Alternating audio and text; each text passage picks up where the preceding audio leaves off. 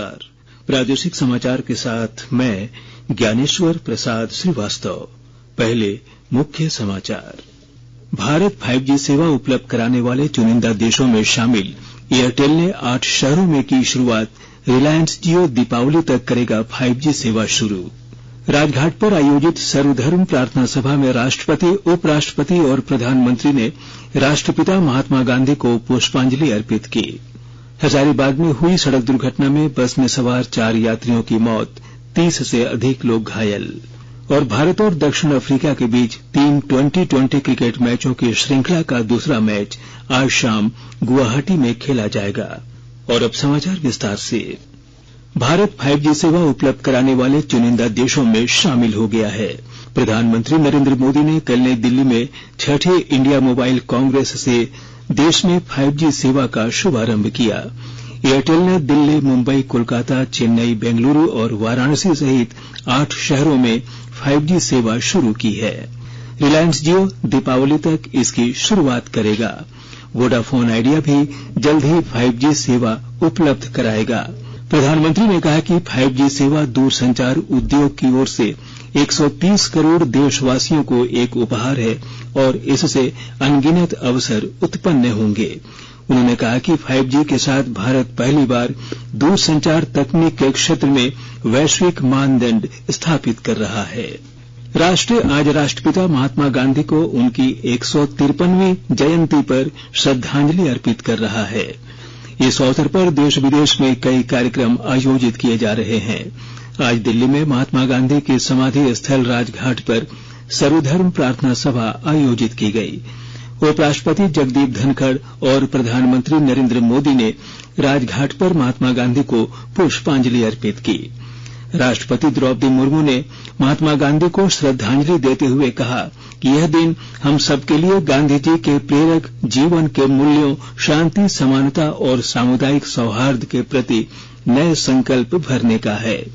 उन्होंने कहा कि इस वर्ष की गांधी जयंती इसलिए विशेष है कि देश इस वर्ष अपनी स्वतंत्रता की 75वीं जयंती मना रहा है। राष्ट्रपति ने कहा कि यह हम सबके लिए गांधी जी के स्वप्न को मूर्त रूप देने का समय है।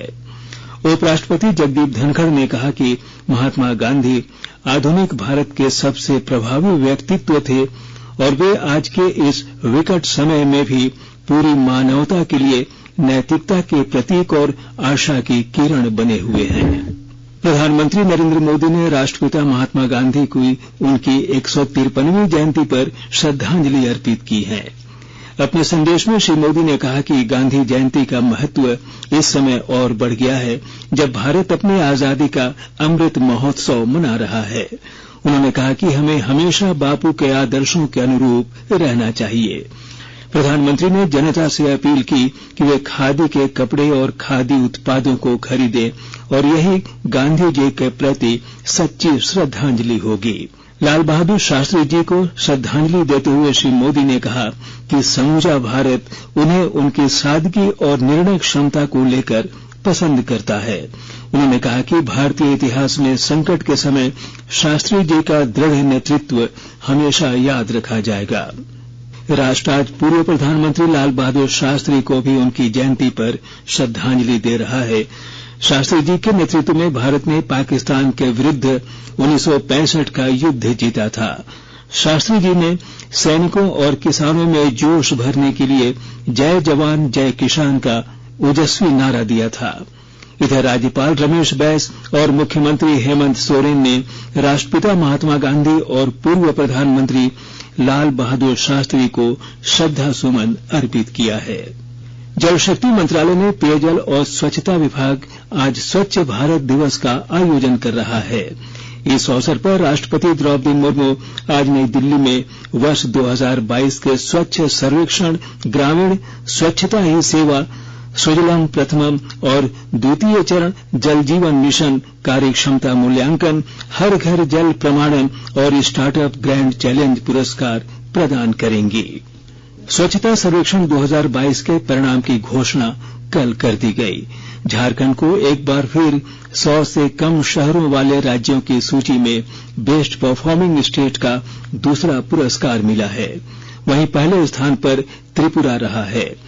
राज्य के बुंडू और चाईबासा शहर को सिटीजन फीडबैक के लिए पुरस्कार मिला है। चाईबासा में सफाई और बुंडू में 75% से अधिक घरों से कूड़े का उठाव पर लोगों के सकारात्मक फीडबैक ने पुरस्कार दिलवाया। इधर स्वच्छता की राष्ट्रीय रैंकिंग में राजधानी रांची, धनबाद सहित अन्य शहर काफी पिछड़ गए। धनबाद नगर निगम को 35वां जबकि रांची नगर निगम को 39वां रैंक मिला है। पिछले वर्ष रांची 38वें स्थान पर था। स्वच्छ सर्वेक्षण 2022 का परिणाम कल आवास और शहरी कार्य मंत्रालय द्वारा जारी किया गया, जिसमें देवघर नगर निगम को राज्य स्तर पर 3रा स्थान एवं राष्ट्रीय स्तर पर 99वां स्थान प्राप्त हुआ। पिछले साल देवघर नगर निगम का नेशनल रैंक 142 था। दक्षिण पूर्व रेलवे मंडल द्वारा 16 सितंबर से 2 अक्टूबर के बीच मनाए गए स्वच्छता पखवाड़ा का आज समापन किया गया। रेल मंडल प्रबंधक प्रदीप गुप्ता ने पौधारोपण कर पखवाड़े का समापन किया। इस अवसर पर श्री गुप्ता ने रेल मंडल में पिछले 15 दिनों में स्वच्छता से संबंधित की गई गतिविधियों की जानकारी दी। हमारा देश की वैश्विक तकलीफ है, उनके जैसे ही स्वच्छ रहे, इसी को आगे बढ़ाते हुए भारत सरकार ने हर साल इस साल भी 16 सितंबर से 2 अक्टूबर का जो पखवाड़ा है, स्वच्छता पखवाड़ा के रूप में बनाने के लिए सभी सरकारी कार्यालयों को निर्देश दिए हुए, उसी का पालन करते हुए हमने इसमें पखवाड़ा बनाया। सभी कार्यालयों में सभी अधिकारियों और कर्मचारियों को स्वच्छता की शपथ दिलाई गई। उसके बाद अपने सभी मंडल के जितने भी स्टेशन थे, रांची, हटिया, पुरी, लोहरदगा मेन स्टेशन है, उसके अलावा जो छोटे स्टेशन भी थे, उसके भी हमने स्वच्छता अभियान चलाया। रेलवे में स्वच्छता काफी अच्छी रही है, तो ये स्वच्छता पूरे साल भी ध्यान रखते हैं, लेकिन इस पखवाड़े में विशेष रूप से हमने अभियान चलाया जिससे लोगों को जागरूकता रहे। आकाशवाणी के ताजा तरीन समाचारों के लिए आप हमारी वेबसाइट newsonair.com पर लॉग इन कर सकते हैं। ताजा समाचार Twitter handle @AIR news alerts और Facebook page all India radio news पर भी उपलब्ध है। आप प्रादेशिक समाचार एकांश को Twitter handle @AIR news _Ranchi और फेसबुक, इंस्टाग्राम पेज तथा YouTube channel AIR news Ranchi पर भी हमारे बुलेटिन सुन सकते हैं। प्रादेशिक समाचार आप आकाशवाणी रांची से सुन रहे हैं और अब पेश है कोरोना से बचाव के कुछ संदेश। कोविड-19 से बचाव और सुरक्षित रहने के 3 उपाय। मास्क लगाएं, 2 गज दूरी है जरूरी, सुरक्षित दूरी रखें, हाथ और मुंह साफ रखें।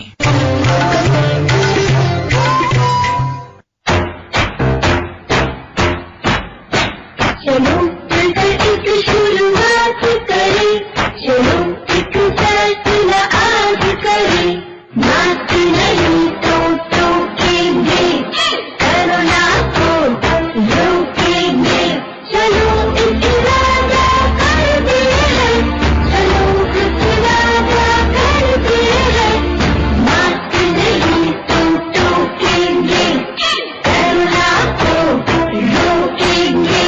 भारत सरकार द्वारा जनहित में जारी। प्रादेशिक समाचार में आपका फिर से स्वागत है। देश में डिजिटल लेनदेन का चलन लगातार बढ़ता जा रहा है।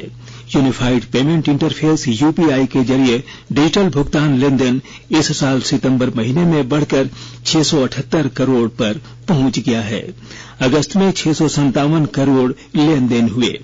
भारतीय राष्ट्रीय भुगतान निगम के आज जारी आंकड़ों के मुताबिक सितंबर में यूपीआई के जरिए कुल 678 करोड़ लेनदेन हुआ। हजारीबाग के कटकमसांडी में कल देर रात भीषण सड़क हादसा हो गया। गया से उड़ीसा जा रही एक यात्री बस और ट्रक के बीच जोरदार टक्कर हो गई, जिसमें 4 लोगों की मौत हो गई, जबकि 30 से अधिक लोग घायल हो गए। घटना की सूचना मिलने पर पुलिस घटनास्थल पर पहुंची और स्थानीय लोगों की मदद से मृतकों के शव को बस से बाहर निकाला। वहीं घायल व्यक्तियों को अस्पताल में भर्ती कराया गया। घटना के संबंध में बताया जाता है कि यात्रियों को लेकर साईं राम नाम की बस गया से हजारीबाग के रास्ते उड़ीसा जा रही थी। इसी दौरान कटकमसांडी में सामने से आ रही ट्रक और बस में टक्कर हो गई। टक्कर इतनी जोरदार थी कि दोनों वाहन सड़क पर पलट गए। टाटा स्टील अपने कर्मियों और ठेका कर्मियों को सेफ्टी एक्सीलेंस पुरस्कार प्रदान करेगा। विस्तृत ब्यौरे के साथ हमारे जमशेदपुर संवाददाता। टाटा स्टील प्रबंधन ने अस्थायी कर्मियों के साथ साथ ठेका कर्मियों को भी सेफ्टी एक्सीलेंस अवार्ड देने की घोषणा की है। सेफ्टी रूल नॉर्म्स को पूरा करने वाले और दुर्घटना रहित कार्य करने वाले वेंडर एवं उनके कर्मियों यानी संवेदक और ठेका कर्मियों को सम्मानित किया जाएगा। टाटा स्टील के global CEO and MD TV Narendran ने जीरो हार्म को बढ़ावा देने के लिए इस तरह की पहल का अधिकारियों को निर्देश दिए थे। सुरक्षा में निरंतर सुधार और सुरक्षा संस्कृति को बढ़ावा देने में योगदान दे रहे कर्मियों, सुपरवाइजर और वेंडर को व्यक्तिगत श्रेणी में नगद पुरस्कार दिया जाएगा। एआईसी, डीआईसी और एपेक्स लेवल पर 3 स्तरीय पुरस्कार दिए जाएंगे। ये पुरस्कार 1 अप्रैल 2022 से प्रभावी होगा। राजेश कुमार लालदास, आकाशवाणी समाचार, जमशेदपुर। आज शारदीय नवरात्र का 7वां दिन है। महासप्तमी को आज रांची सहित राज्य के विभिन्न जिलों में बने पूजा पंडालों और मंदिरों में मां कालरात्रि की पूजा अर्चना की जा रही है। रांची में कल सभी पूजा पंडालों के पट खुल गए। देर रात तक पंडालों में दर्शनार्थियों की भारी भीड़ देखी गई। भीड़ को देखते हुए सुरक्षा और यातायात नियंत्रण के लिए प्रशासन की ओर से व्यापक इंतजाम किए गए हैं। उधर खूंटी जिले के विभिन्न पूजा पंडालों में साज सज्जा का काम पूरा होने के साथ ही आमजनों के दर्शनों के लिए पंडालों के पट खुलने लगे हैं, जिसमें खूंटी के नेताजी चौक स्थित सार्वजनिक दुर्गा पूजा समिति के पूजा पंडाल का उद्घाटन भारत सरकार के जनजातीय मामले के केंद्रीय मंत्री सह खूंटी सांसद अर्जुन मुंडा ने फीता काटकर शनिवार शाम उद्घाटन किया, साथ ही माता रानी के दर्शन किए। उधर जामताड़ा जिले में शक्ति की देवी मां दुर्गा की पूजा आराधना भक्तिपूर्ण वातावरण में धूमधाम से की जा रही है। भारत और दक्षिण अफ्रीका के बीच 3 20-20 क्रिकेट मैचों की श्रृंखला का दूसरा मैच आज गुवाहाटी में बारसपाड़ा स्टेडियम में खेला जाएगा। मैच शाम 7:30 बजे से शुरू होगा। पहले मैच में तिरुवनंतपुरम में 28 सितंबर को भारत ने दक्षिण अफ्रीका को 8 विकेट से हरा दिया था। आजाद भारत की बात आकाशवाणी के साथ की आज की कड़ी में बात करेंगे स्वच्छ भारत मिशन के बारे में। केंद्र सरकार ने वर्ष 2014 में स्वच्छ भारत मिशन की शुरुआत की थी। खुले में शौच से मुक्ति और ठोस अपशिष्ट प्रबंधन में सुधार के उद्देश्य से इस राष्ट्रव्यापी अभियान को शुरू किया गया था। अभियान का पहला चरण अक्टूबर 2019 तक चला। पहले चरण के अधूरे कार्यों को पूरा करने के लिए दूसरा चरण 2020-21 से 24-25 के बीच लागू किया जा रहा है। प्रधानमंत्री नरेंद्र मोदी ने 2 अक्टूबर 2014 को स्वच्छ भारत मिशन का शुभारंभ करते हुए कहा था कि महात्मा गांधी को उनकी 150वीं जयंती पर एक स्वच्छ भारत सबसे अच्छी श्रद्धांजलि होगी। महात्मा गांधी कहा करते थे कि स्वच्छता में ही ईश्वर का वास है। आम लोगों की भागीदारी से स्वच्छता अभियान एक राष्ट्रीय आंदोलन में बदल गया है। स्वच्छ भारत मिशन के अंतर्गत सभी गांव, ग्राम पंचायतों, जिलों, राज्यों और केंद्र शासित प्रदेशों ने ग्रामीण भारत में 10 करोड़ से अधिक शौचालयों का निर्माण करके 2 अक्टूबर 2019 तक स्वयं को खुले में शौच मुक्त घोषित किया। स्वच्छ भारत मिशन शहरी के दूसरे चरण में शहरों को पूरी तरह से कचरा मुक्त बनाने का लक्ष्य रखा गया है।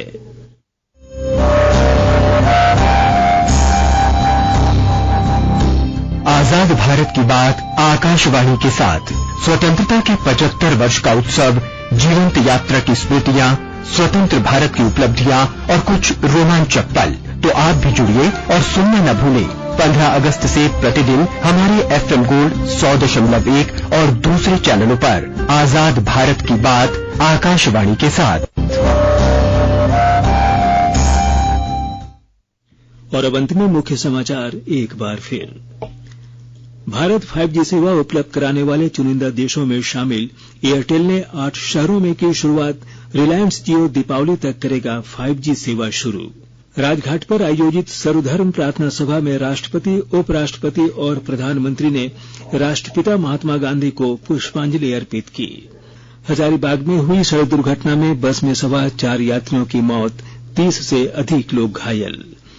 और भारत और दक्षिण अफ्रीका के बीच 3 20-20 क्रिकेट मैचों की श्रृंखला का दूसरा मैच आज शाम गुवाहाटी में खेला जाएगा। इसके साथ ही आकाशवाणी रांची से प्रादेशिक समाचार का ये बुलेटिन समाप्त हुआ। नमस्कार।